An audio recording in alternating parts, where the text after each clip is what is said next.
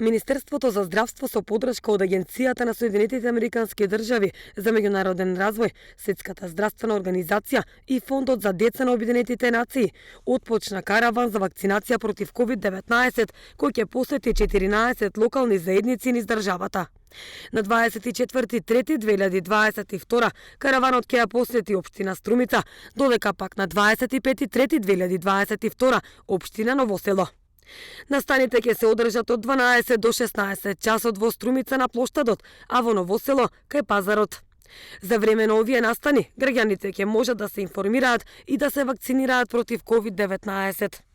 Последните податоци покажуваат дека околу 41% од вкупното население во Северна Македонија е вакцинирано со 2 дози, а само 7% имаат примено и трета доза.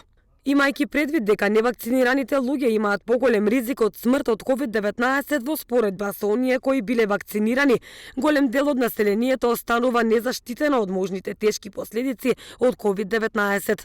Одлуката за вакцинирање не треба да се одложува. Вакцините се многу побезбеден начин за развивање имунитет од COVID-19, отколку заразувањето со вирусот и докажано нудат посигурна заштита од природниот имунитет.